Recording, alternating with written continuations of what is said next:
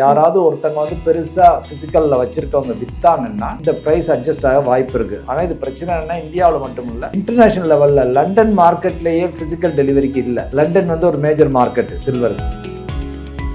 இப்போ ஒரு எக்ஸாம்பிள், ஒரு பேங்க் இருக்குது, பேங்க் திவாலா போகுதுன்னு யாராவது சொல்லி விட்டுறாங்க. சொல்லி விட்டாச்சுன்னா ரூமர் வந்துருதுன்னு வைங்களே, எல்லா மக்களும் போய் அந்த பேங்க்ல போய் நான் டெபாசிட் எடுக்கிறேன் எல்லாரும் ஒரே சமயத்துல போய் கேட்டாங்கன்னு வச்சுங்களேன், அந்த பேங்க் கிட்ட கேஷ் கொடுக்கறதுக்கு இருக்காது. இது மாதிரி இது ஒரு சடன் ஷார்ட் சப்ளை, அதுதான் இப்ப நடந்திருக்குது. இப்போ சோலார் அந்த போட்டோவோல்டிக் செல் தயாரிக்கிறதுலையும் சில்வர் வந்து பயன்படுத்தப்படுது. ஸோ இப்போ கிரீன் எனர்ஜின்னு எல்லாரும் போவோம். ஒரு காரணத்தினால ஏறல. ஒரு பக்கம் இண்டஸ்ட்ரியல் யூஸ், இன்னொரு பக்கம் இன்வெஸ்டர்ஸ் போய் நான் சில்வர் விலை ஏறும் அப்படின்னு சொல்லி எல்லாம் வாங்க ஆரம்பிக்கிறது. இன்னொரு பக்கம் அவங்களுக்கு டெலிவரி கொடுக்க இல்லாம ஷார்ட் சப்ளை ஆனது, ஐயோ நீ கிடைக்காதோ அப்படின்னு போய் எல்லாரும் வாங்க ஆரம்பிச்சு, இது மாதிரி மல்டிபிள் ரீசன்ஸ்னால ஒரு மேனியா மாதிரி பூராம எல்லா நாலா பக்கமும் வந்து இப்ப விலை ஏறி போச்சு. இப்போ நிறைய பேர் 1000 போகிறதுக்கு வாய்ப்பு இருக்கு, ஒரு கிராம் வந்து 1000 ரூபாய் விற்கிறதுக்கு வாய்ப்பு இருக்குலாம் சொல்றாங்க. அது நடக்குமா சார்? இல்ல, எனக்கு தெரிஞ்சு என்னுடைய சின்ன நாலேஜ்ல சில்வர் 1000 ரூபாய்க்கு போகுமானா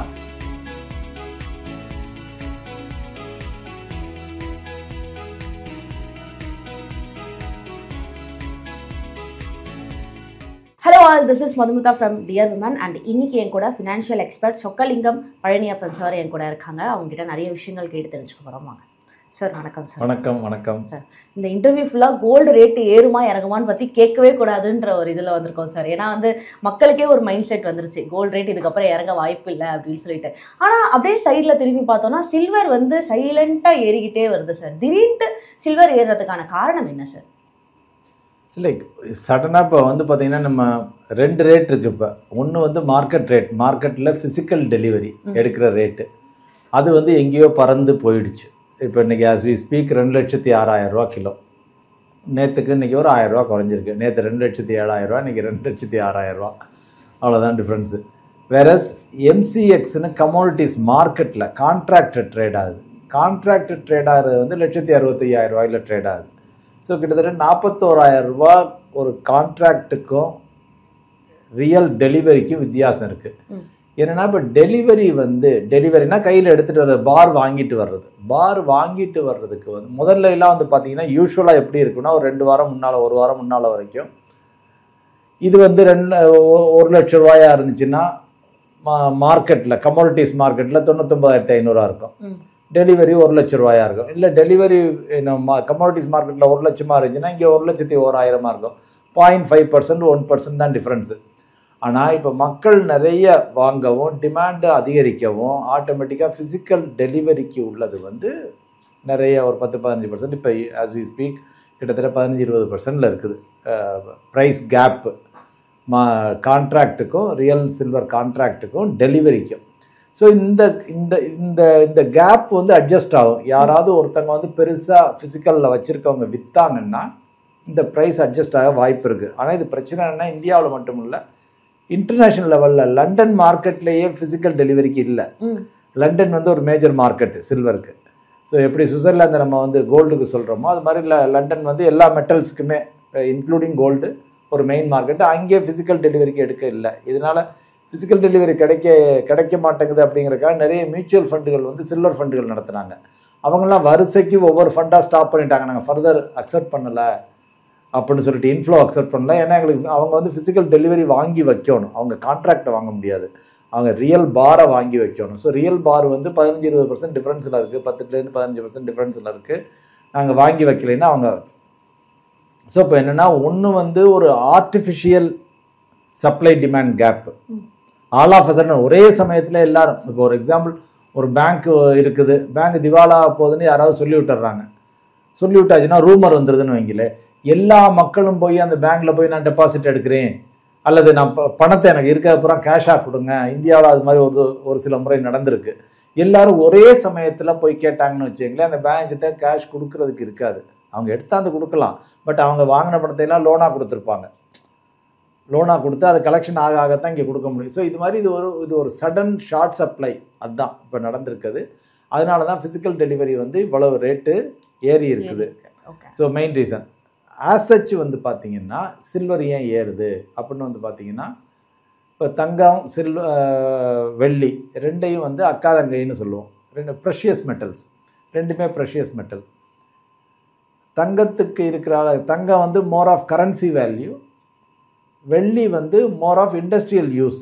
டே டு டே இதில் வந்து நம்ம இன்னைக்கு நம்ம யூஸ் பண்ற எல்லா ஐட்டத்துலையும் எல்லாத்துலயும் யூஸ் ஆகுது.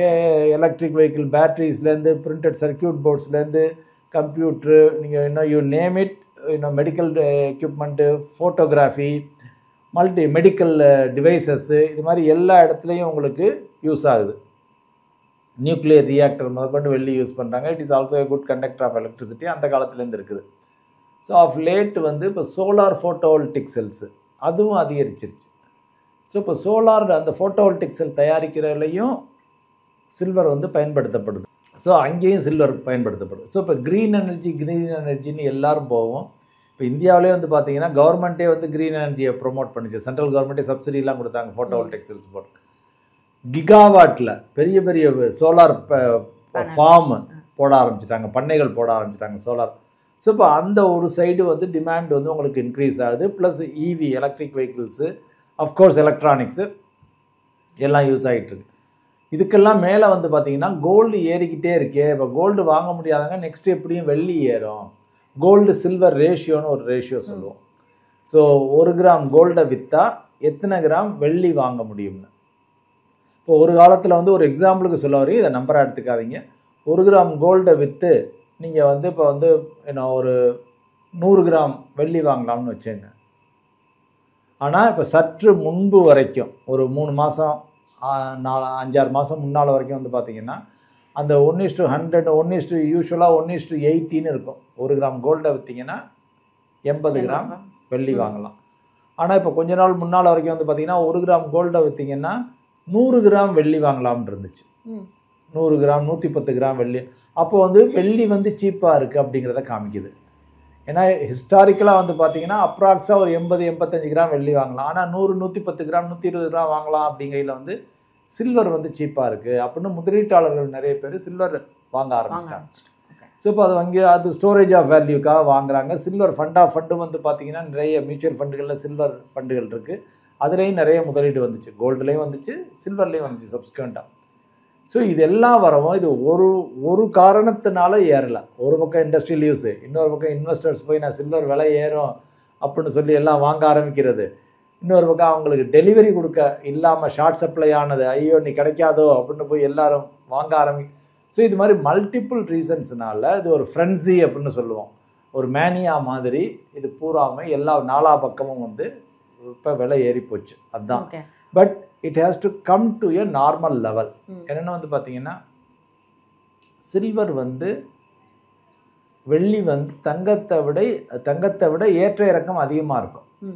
இப்போ நிறைய பேர் 1000 போகிறதுக்கு வாய்ப்பு இருக்கு, 1 கிராம் வந்து 1000 ரூபாய் விற்கிறதுக்கு வாய்ப்பு இருக்குலாம் சொல்றாங்க. அது நடக்குமா சார்? அந்த அளவுக்கு இப்போ போக வாய்ப்பு இல்லை எனக்கு தெரிஞ்சு. என்னுடைய சின்ன நாலேஜில் உடனே சில்வர் 1000 ரூபாய்க்கு போகுமானா, 1 கிராம் வந்து 1000 ரூபாய்க்கு போகுமானா அப்போ கிட்டத்தட்ட 10 லட்சம் ரூபாங்கிறாங்க கிலோ 10. அந்த அளவுக்கு உடனே போக அட்லீஸ்ட் உடனே போக வாய்ப்பு இல்லை. அடுத்த 6 மாதம் 1 வருஷத்தில் போக வாய்ப்பு இல்லை. ப்ராபபிளி இப்போ டார்கெட் கொடுக்கறது, இப்போ மோத்திலால் ஓஸ்வால்னு ஒரு ரிசர்ச் நிறுவனம் இருக்குது.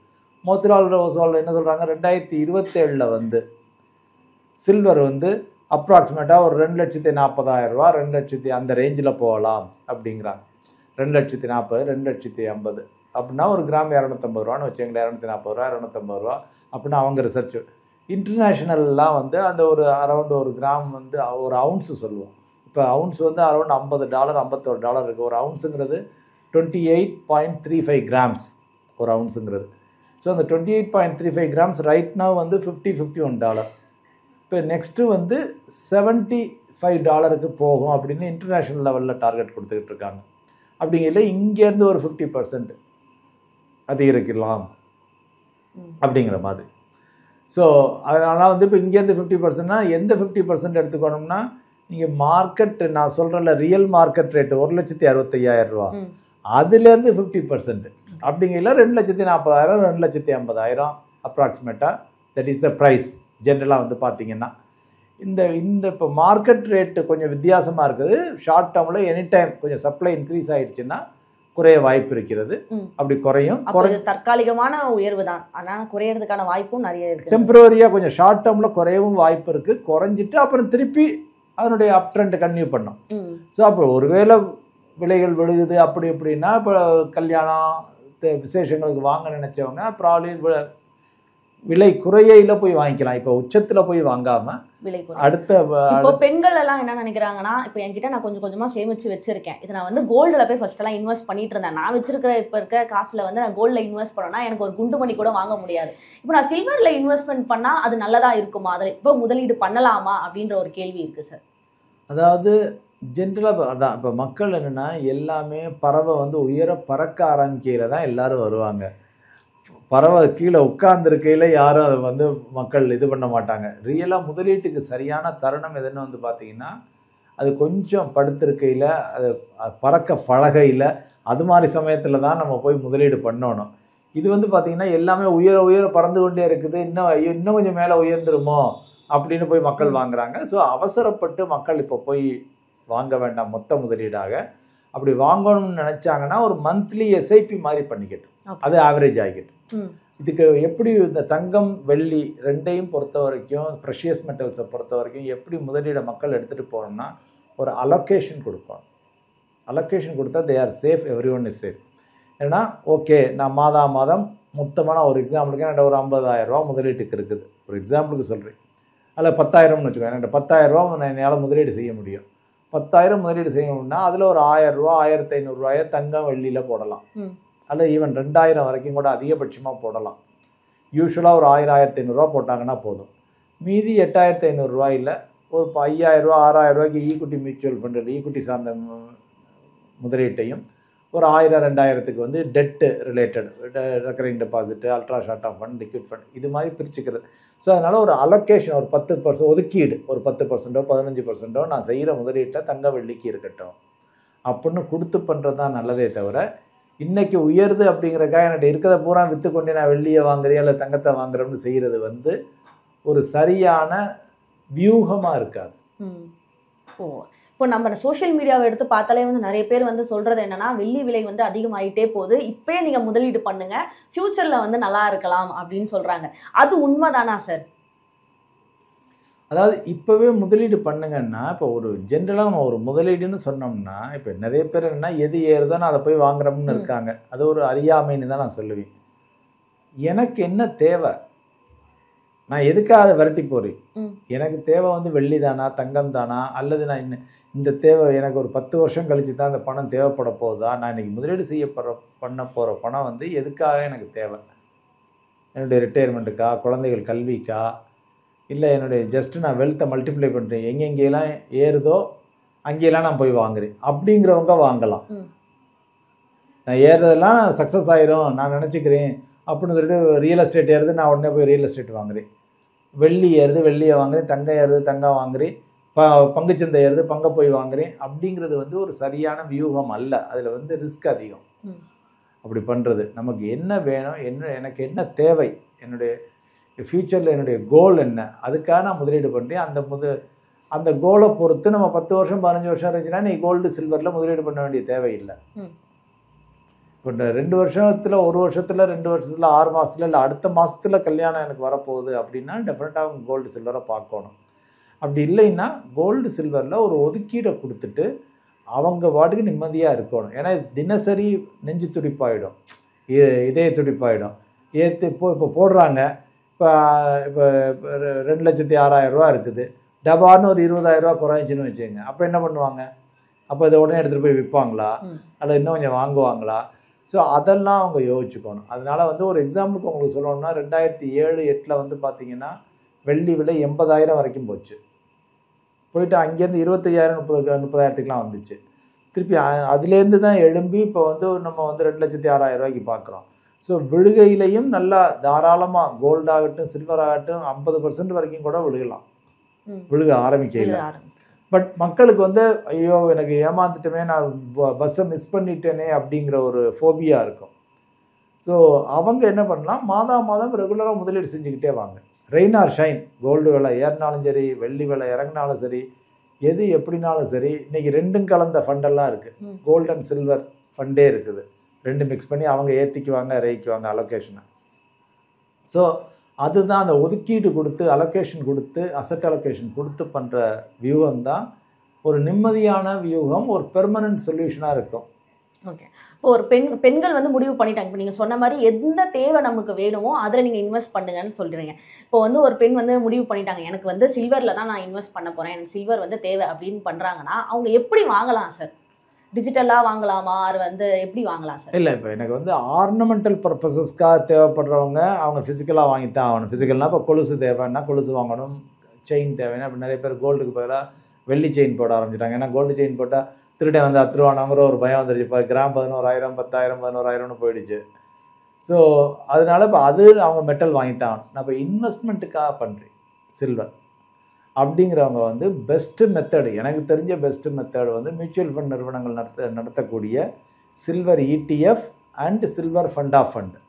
ஏன்னா ரெகுலேஷன் கிளியர், நம்ம எது எங்கே பணம் கொடுக்குறோங்கிறது கிளியர். இந்த மியூச்சுவல் ஃபண்ட் நிறுவனங்கள் எல்லாம் அடுத்த 100 வருஷத்துக்கு கூட இருக்கும், ஏமாத்து வேலை இருக்காது, பெர்ஃபெக்டாக இருக்கும், எல்லாமே டாக்ஸேஷனும் குறைவு. ஸோ பெஸ்ட்டு வந்து எனக்கு எலக்ட்ரானிக் ஃபார்மேட்டில் பேப்பர்லெஸ்ஸாக வேணுங்கிறவங்களுக்கு மியூச்சுவல் ஃபண்ட் வழங்கக்கூடிய silver ETF, silver fund of fund, இது ரெண்டுமே பெஸ்ட்டாக. Okay, thank you so much sir. Thank you.